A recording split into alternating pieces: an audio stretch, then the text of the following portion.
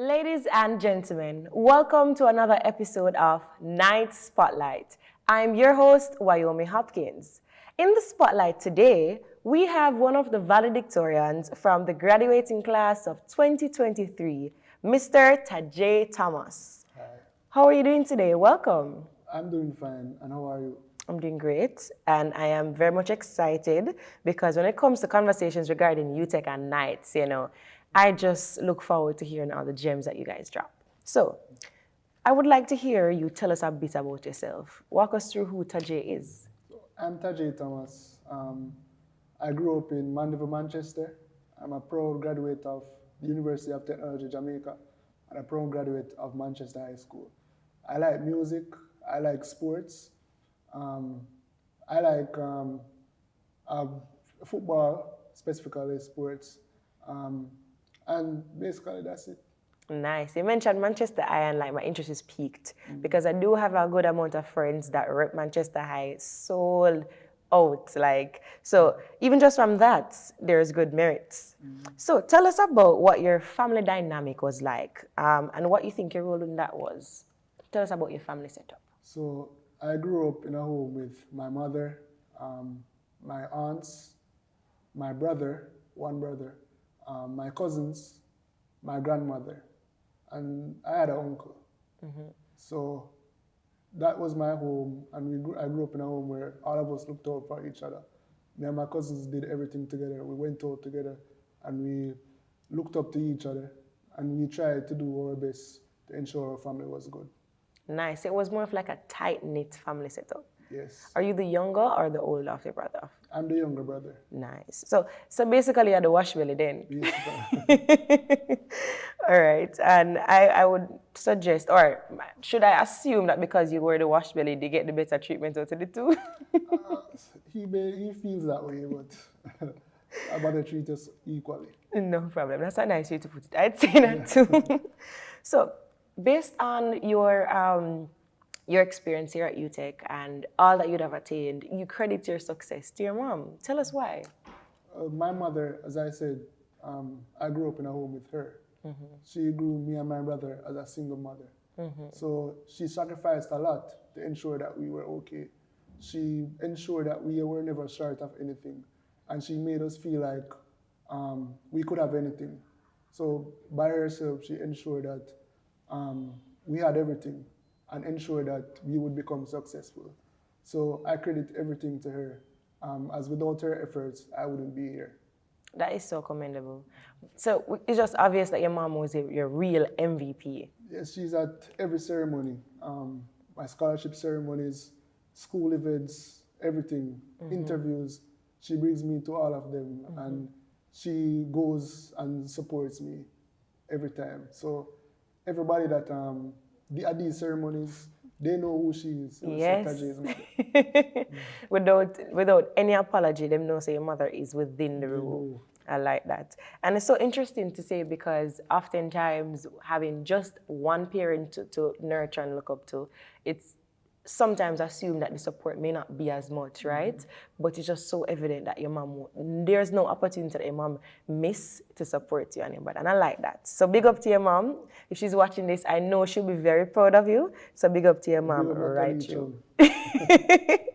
So with that said, what were some influential moments in your youth? Because you talk about growing up with your cousin and you guys being so close and going everywhere together and, coming from Manchester High. What were some influential moments in your youth?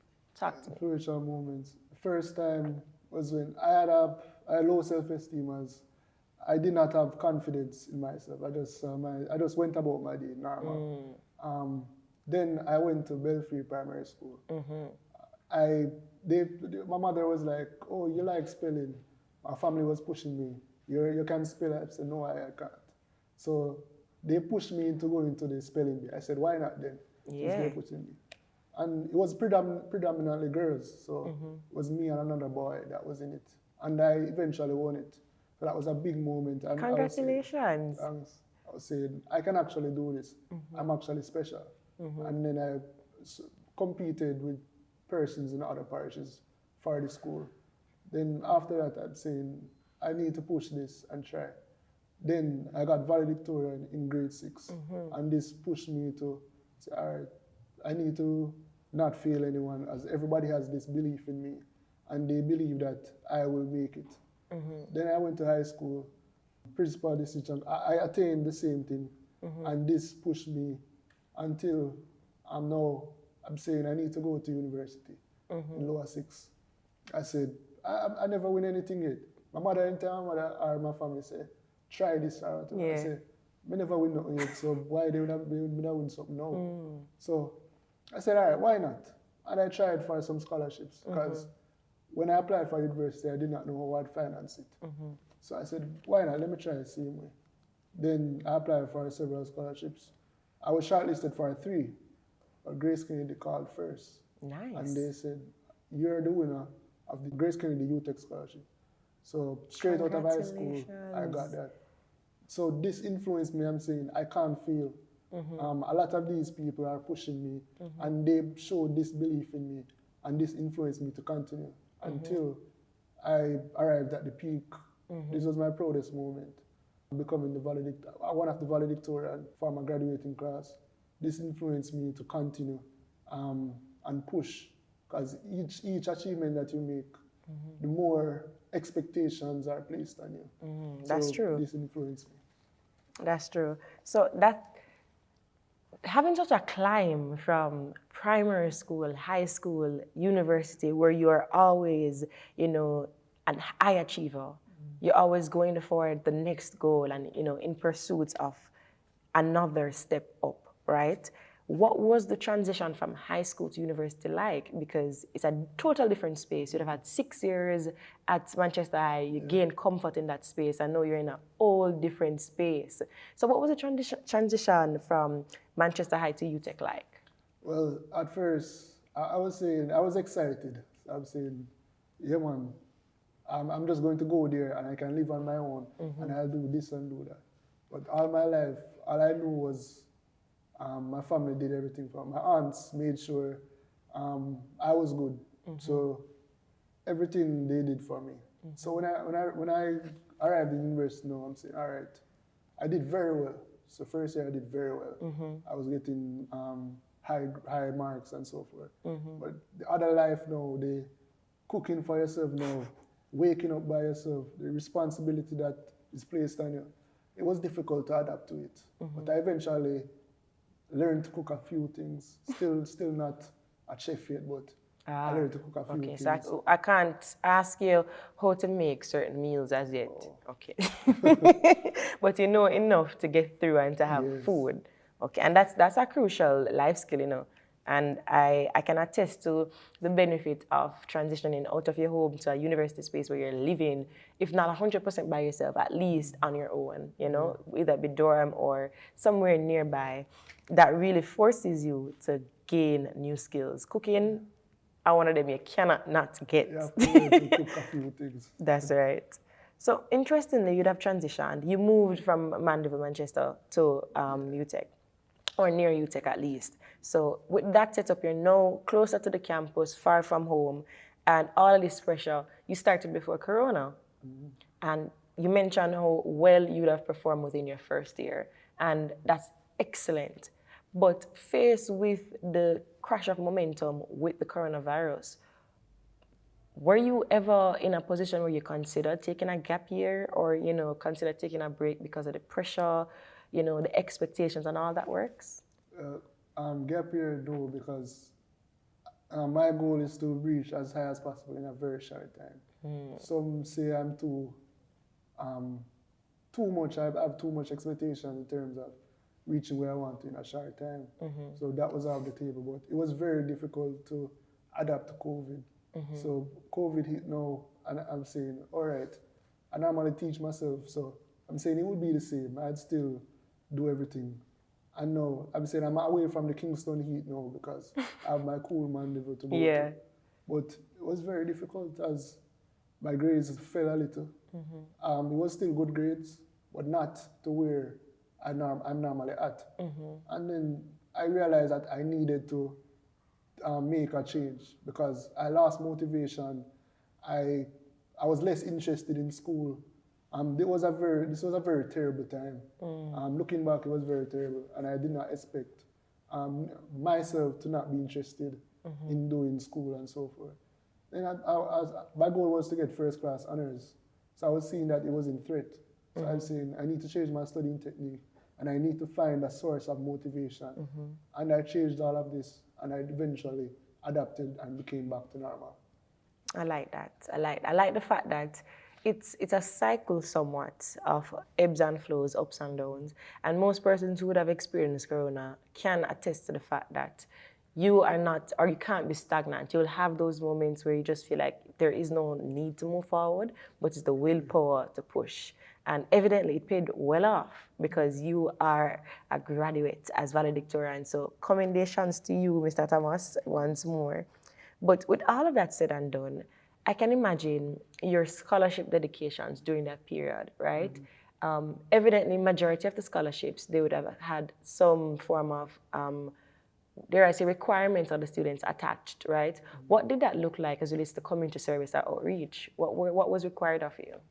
The Grace Kennedy Scholarship Program, they foster community, they foster inclusivity, they try to make us become a family. Nice. So they ensure that we did team meetings and so forth, seminars, events, and their Campus Connect program now. They had the Grace Kennedy Food Bank, as they saw there was a need to help children buy food to foster throughout university, because you know university expensive. So they might have it, but everything goes to paying for the tuition. And That's true. So they may not have enough food. So they foster this program, the food bank. So we helped in the food bank, collect donations.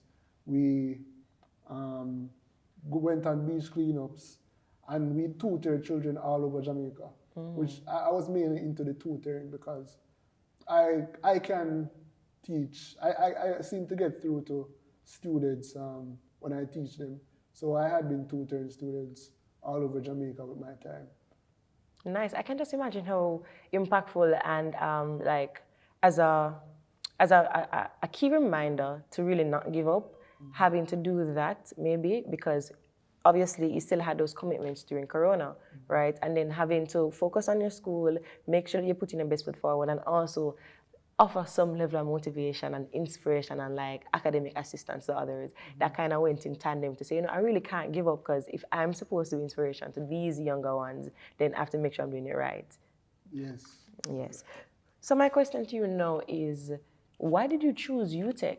You mentioned having pursued passion, and more specifically, your degree is production and operations with a minor in finance, right? So given all the other competitors within the space, namely, for example, UA, CMU, and so on, that may have similar programs, what about the university that grabbed your attention? I like the BBA program, so Bachelor's of Business Administration. So it provides a diverse field. So doing those into finance, doing those into marketing, doing those into accounting, everything basically. So this program provided me with all the skills, and it made me see all these different fields and get a glimpse of it. And it allows you to have all these skills to foster into anything you want. So you have a BBA, you can try anything. Nice. So it was the flexibility that the UTech program offered that really pulled you in. Yes. Nice, I like that. So with that said though, tell us a bit about what were like grounding reasons for specifically going into production and operations and minor in finance. What was your why? Well, so when I went into sixth form, I was introduced to logistics. That was a new program now in my school, and I was like, what is this? And I saw it, and it is logistics and operations. So I saw the world, and I've seen it's a global landscape becoming more interconnected due to globalization. So ports, hubs, operations, and so forth will be prominent due to Jamaica being very strategically located. So I'm saying there will be a lot of opportunities to go in operations, and every single field requires operations. Nice. So you have financial, banks need operations, manufacturing, etc. need operations.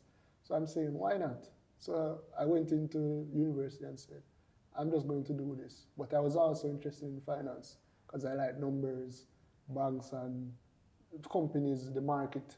So I said, let me minor in finance as well. Okay, great. So it was the passion from high school, exposure to logistics and operations that say, you know what, this is more. I should fuel it and really tunnel vision into this as a career path. Yes. Okay, nice. What I really want to hear from you though is, did you at any point, you know, being a pre-COVID baby, right, and experience the coronavirus taking over? You mentioned that you couldn't have given up because of the expectations that others not just expressed, but you know, the fact that so many persons were rooting for you.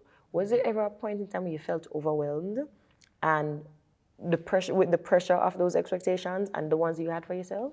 Yes, it was very overwhelming because although they're not forcing you or saying, oh, if you don't get this, what? You just feel that sense of, I can't let these people down. I can't let myself down. So they have all these expectations that I will do this, I will be that, as I'm the first university graduate of my family. So I had all these expectations, and I knew that I had to meet them. So throughout high school and now in the working world, I have these expectations, and it overwhelmed me at one point because I was dabbling into everything straight out of university. While I was doing my exams, final exams for the 4th year, at the same time I was learning the market, doing music because I make beats as well, dabbling in my interests, and I went ahead and did the FMVA designation. So while I was studying for my exam, I was studying for that as well. And I was doing the JC securities course. So I was doing a lot of things, and it was overwhelming, so it affected my normal life, as I didn't communicate as much. I was always in my room studying because I knew I had to. If I want to reach at this level at a very fast time, I had to make sacrifices. And I knew that I had to calm down my life a little and see if I can make it over these obstacles. And it's paying dividends now because they value these designations that I did, and the hard work, they're seeing it. I love that. I love that the experience with being overwhelmed wasn't one that like forced you into a cage or a box, because to be honest, a lot of students experience that, and the truth is oftentimes they just feel like shutting down. But I love the fact that it fueled you to decide that, okay, I'm going to delay gratification for a bit. I'm going to work on what I need to. And even in that season, that may have been very hard, you know, but it's that willpower to see the end goal and to be able to press towards that. That's very commendable. But I will say this, I understand, and it's okay. It's not good to be overwhelmed all the time, but I know the goal I wanted in X time, and I know I had to do all of this. It wasn't going to be a prolonged thing where I overwhelmed myself straight through. But I know the period that I had to do it. But persons should not overwhelm themselves too much, as it's not for everybody. My family even says it to me and my friends. You're doing all of these things. You don't have to overwhelm yourself too much. But I know what I wanted. That's right. You were goal-oriented. Yeah. And with that said, I want to just wrap up the academic side of things, or your experience with academia in the university life, right? Tell us about tangible or practical steps and methods that you use to maintain a good GPA and track your assessment and stuff. Because I know, hearing all the things you have done, you know, if I was a student watching, a night watching, the level of interest I would have on my book out and pen taking notes, because you're dropping gems. So enlighten us. Tell us what practical things that you used to do to keep track of your grades and maintain a good GPA. Like I said, first year was the highest I could possibly get. Second year, I fell a little. And 3rd year, 4th year, I knew that you need to push. You need to do something else to recover and become get the high GPA. So I created a model because I like modeling in Excel. So I created a model because you can't see your graduation GPA from the portal. You're going to see the overall because it doesn't include first year. Yeah. So I created a model where I plug in the tests, the courses. I set out all the courses that I will have to do. And I created a model where it will automatically calculate my GPA as I put in the grade. You're dedicated, man. Yeah. You say, well, this is 4.0. This is going to, when I put in the A, it's going to turn it into that. And I continue doing that. So before the semester starts, I will say, all right, I need this amount of A's to do this. I need this amount of whatever to get this GPA. So I forecasted what I would need, and I worked towards it. And you have to strategically enter exams. You can't just say, I'm going to do this exam, I'm going to do this exam. Strategically prepare yourself. Oh, the course material is not as much as this one. So I'll spend 2 days on this one before exam. Or 2 weeks ago, I would start studying 2 weeks before that. So I'd start studying a couple weeks before. And then you strategically put how much days you're going to study this for, how much time you're going to put into this course, and so forth. So doing that and strategically entering exams. Also, because I did mostly mathematics, operations management, and finance, straight maths. It's very maths oriented. So I used Excel to put some questions, and I modeled the formulas to automatically calculate the answer. So I just put it in, do it on a paper, and see if I got it right. So nice. Doing strategical studying will help. I love that your method included the digital transformation, or better yet, the use of technology, because in this day and age, we have so much resource that's often underused. So I love that you weren't just practical about being intentional and, you know, planning out your goals, but you utilized all the resources available. One more thing, study from the required text. I studied from the required text because sometimes the slides aren't enough and you'll get questions from the required text and not the slides. Nice. Nice, I like that. So you mentioned academia, you mentioned tips and tricks to navigate that, right? Your favorite memory or tradition, tell us about that, Mr. Thomas. So the seminar, POM seminar, so BBA program has, for its courses, you're doing a seminar at the, in final year. So you have first semester and second semester. It's a way of tailoring students to a more practical feel of the world and the working environment. So it was like an organization. I have different departments. You have finance, marketing, logistics, etc. So I was on the finance committee. You delegate the tasks to each other. You do this, just for this goal. And we had a lot of clashes in terms of the different departments. Yeah. Our internal department as well. And we had to navigate through it to reach to the end goal. So Mr. Dennis May, he was the instructor. So he had a more laissez-faire approach, yeah. So he went to him, oh, he did that or he did that. Or we did not do it because he said, work it out. He said, this is how it is. You're going to have clashes and you need to work it out to reach to the end goal. So he just tells us that. And at the end of the seminar, you're like, wow, this actually was amazing. As we learned to get rid of the clashes and reach to the end goal. And all of us just became friends. I like that. I like that.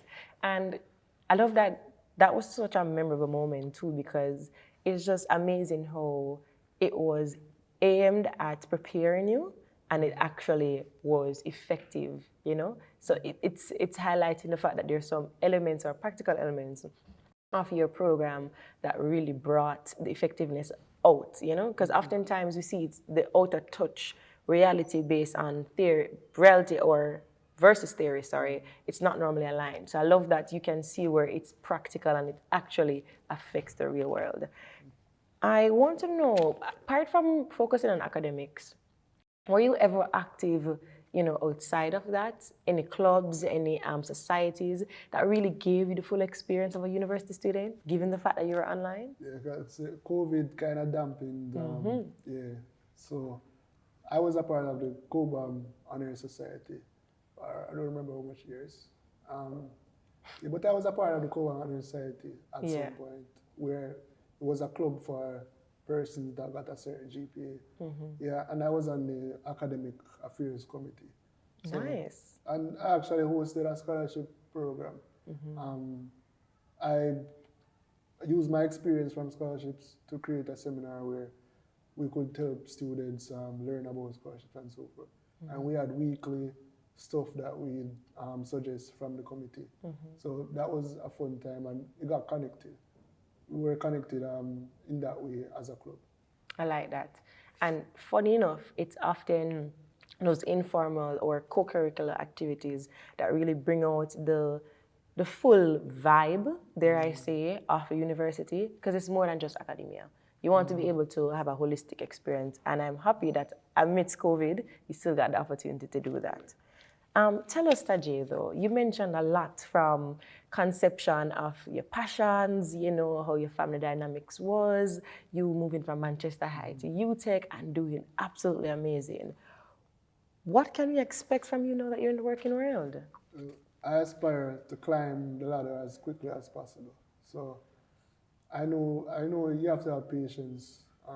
So I will be patient, but I'm trying to climb the ladder as quick as possible.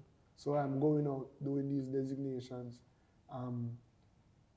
doing work to the best of my ability, and in a tangible aspect, the CFA designation I'm going to do is the Short-Term Financial Analyst program. I probably do a master's, I'm not sure about the CFA. I think I'll definitely do that. Yeah. Nice. I love the fact that it's just amazing to see how you could still pick out one part of your degree and just like expound on that, tying back to passions. And what goals do you have to achieve within this field? Like, what's your end goal? You're pursuing, you're upskilling, you're learning, but what does the end goal look like for Tajai? So I'm upskilling, yes. I'll continue upskilling, and I want to be an exec at a very young age. So I'm pushing to be an executive at a young age. So I have patience. I said you have to build your experience, build your credentials, but I will continue to push and build my credentials, build my education and expertise to end up at that level. Nice. And to close out, because boy, after all of that, you know, after a mouthful like that, I am at the edge of my seat, not literally, but I would love to hear from you. What's a core belief you live by? So me and my friends, anytime one of us, cause we support each other, my group of friends, I knew them from high school straight up. We said, believe no man. So believe. I know that one day. Yeah. Believe. So a man buy a car. Believe. A man graduate. Believe. When I got valedictorian, everybody was so happy. So sending voice notes same time, sending messages. Believe, no man, believe. Yo, my father, believe. Yeah. So it's an informal slang, but I love it. So anytime it's informal user, it's a believe, no man. So I live by that. No matter what happens or what persons may say or how difficult it may look, you have to believe. That's right. And the last one is another informal slang. But no, it can be said informally because it says focus on your path and don't look at others. So there's a line that says richer and richer and richer, believe you care who are richer. That's right. So I could have 1 million and this person has 10 million, but I'm still rich in my own right because this is what I believe. So instead of looking on social media, for example, it's a very nice place, but it can be very toxic in terms of seeing persons doing this. I'm at this age, but this person did this before. No, everybody has a different path. Everybody may not reach at the same time, but once you believe in yourself and put in your input, trust the process, and you'll end up at where you want to be. And nobody can tell you that what you did is nothing. Some person may say, oh, just anybody can graduate or anybody can do this. No, me graduate and this is my aspiration. That's and right. I achieved it. So I'm rich. That's right. And you can tell, obviously, how being a producer of music influenced those core beliefs, you know, because I can hear that from one of the songs. Closing out now, officially, what is an advice you'd give to either your younger self or a freshman, somebody who's looking up and say, yo, Mr. Tajai, do it. What's an advice you'd give them? So I have a couple. So strategically, as I said, strategically, approach exams. Strategically coordinate through school. Find a process and a routine and do it, one that works. Yes. Ensure that you, as you graduate, even before you graduate if you want, do some designations, get certifications, continue upskilling, as this will be crucial as they evaluate. So do your designations. Don't feel that a degree alone is enough. Lastly, yes. Do some sort of experience while in university. Because some people will say, they want 1, 2 year or 1 year experience and we just graduate. How that possible? While you're in university, try to get an internship or some sort of work. Do it. And then when you graduate now, you'll be ahead because you have this amount of experience and you have the education and qualifications. So they will value you and you'll be ahead of everybody else. Nice. Well, thank you so much, Tajai, for joining us. You have honestly touched on the holistic experience of being a student, being somebody who's pursuing passions, and you've given so much good advice, honestly. And I'm hoping that the Knights are making notes of the gems and being practical and intentional with applying them. So seeing that you have such a bright future ahead of you, I wish you all the best. And I hope you continue to carry on the Knights legacy, excellence through knowledge, of course, right? And until next time, folks, that has been Night Spotlight, and I'm your host, Wyoming Hopkins.